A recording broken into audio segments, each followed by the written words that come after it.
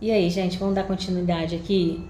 Priscila me pediu agora um jantar informal, mas ela quer dar um ar mais sofisticado esse jantar informal, apesar de ser casual, ela quer dar uma elegância a mais. Então, como ela tá em uma atmosfera mais praiana, mais ligada ao mar, que ela tá na casa dela de praia, nós elegemos esse jogo americano. Ele é mais sofisticado, que ele é de linho, estão vendo? A base é branca com azul marinho. Aí vocês vão ver depois o guardanapo dele puxando para no mesmo tom, só com uma estampa, a padronagem dele imitando aquelas algas marinhas, aqueles corais do fundo do mar. Vai ficar bem bacana essa mesa que a gente vai montar agora. Então, começando de novo, repassando para vocês, né, como que se coloca o jogo americano, que é rente à mesa. Vou repetir, porque tem gente que não pegou o outro vídeo, né?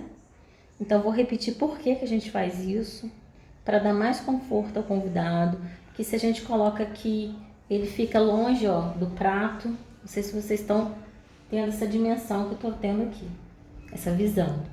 Então, se você coloca aqui, ele fica mais perto do convidado, dá mais conforto a ele. E é isso que quando a gente recebe uma boa anfitriã, como Priscila com certeza ela quer isso, ela quer essas dicas mesmo. Então, a gente vai alinhar o tampo da mesa.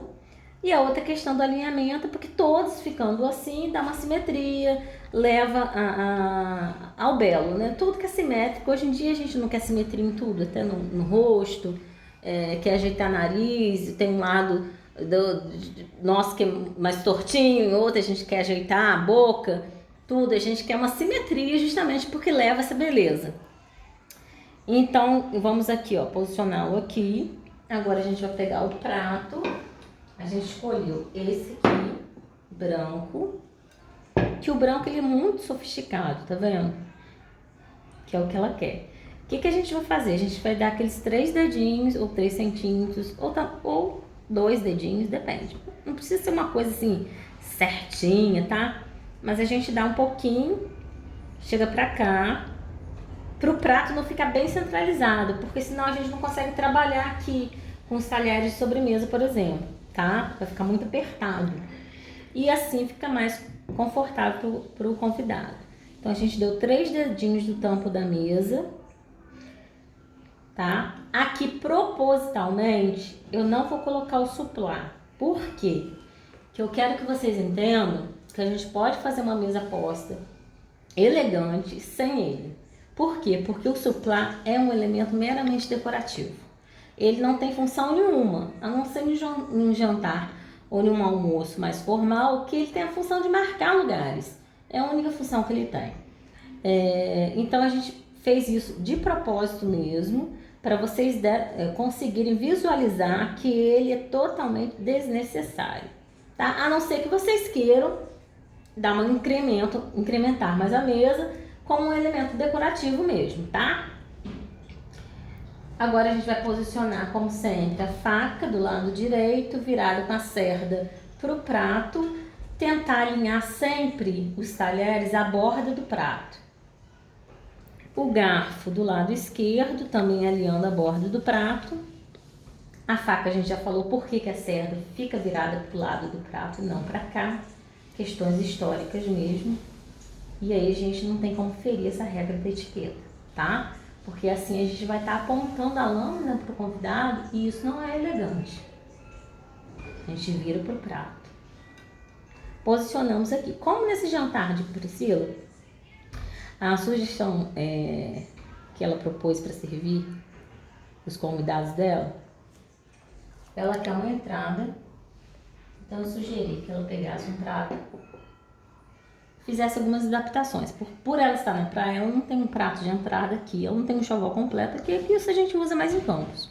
Então, a gente pode fazer essa adaptação com o próprio prato de sobremesa, porque as medidas de um prato de entrada e de sobremesa são quase iguais. Então, a gente vai posicioná-lo aqui em cima do prato principal, tá? Que é o prato de raso. Agora, a gente vai colocar as taças. As taças, a maior Aqui tem duas, tá? Pra vocês darem uma olhada, ó. Você vê que tem essa maior e tem uma que vem um pouco abaixo dela. A maior é sempre de água. E ela é a primeira a ser colocada. Sempre alinhada à ponta da faca, tá? A taça de água, ela é sempre a primeira. Ah, mas aí fica feio, porque minha taça, meu pezinho de taça de água é um pouco menor.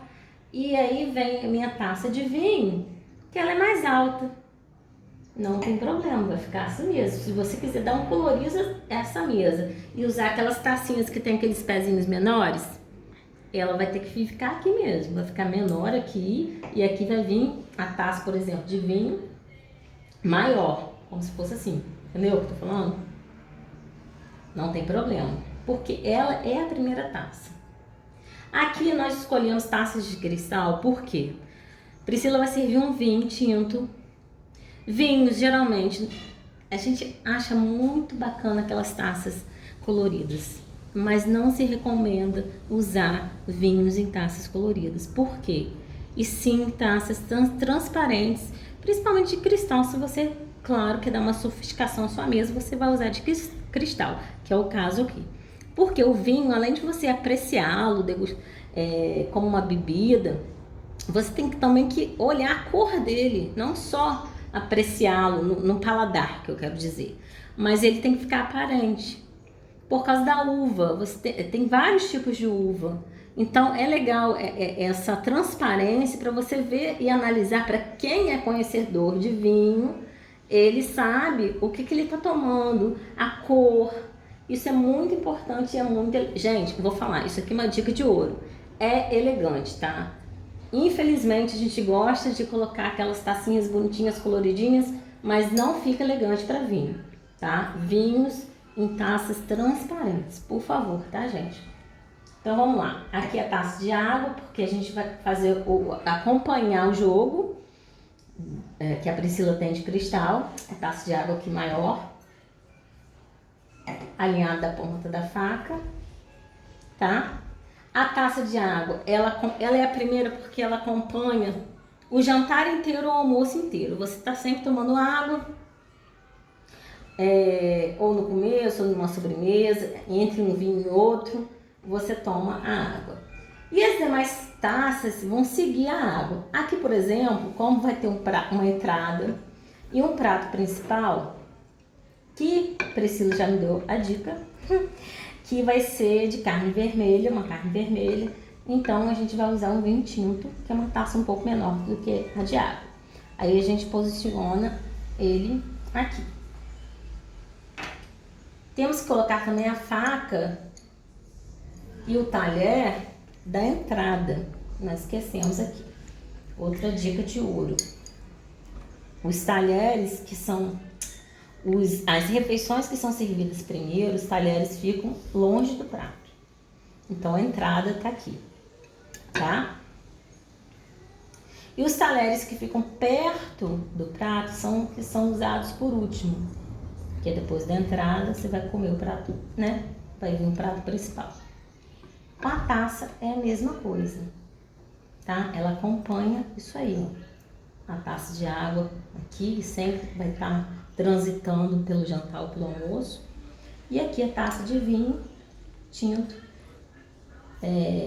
acompanhando o nosso jogo, o nosso menu, né? Bem, Priscila também vai querer uma sobremesa. Os pratos de sobremesa, eles não são colocados na mesa. Simplesmente a gente coloca o talher. E o talher virado pra cá, a concha dele. Por quê?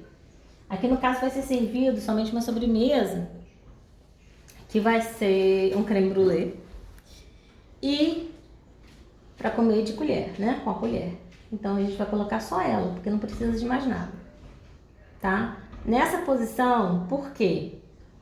Se a gente tivesse aqui, por exemplo, uma sopa, a colher da sopa estaria aqui, certo? Então, ela acompanha, na hora que você for abrir a mesa para comer a sobremesa, ela acompanha a posição da colher. de sopa, que fica desse lado. Então, por isso que ela tem que estar virada para cá para fazer isso aqui, ó. Certo? Bem, vamos posicionar agora o porta-guardanapo. Resolvi colocá-lo aqui em cima, esse de cambraia de linho, com a padronagem em algas e conchas, em corais.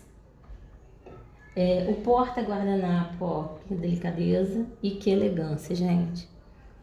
De concha, tem de vários tipos e a gente vai alternar. E tá aí pra vocês, mais uma mesa aí informal. E a gente vai terminar de montá-la para poder vocês darem uma olhada de como que vai ficar o visual dela, a atmosfera dela, de um jantar informal, mas elegante e sofisticado ao mesmo tempo.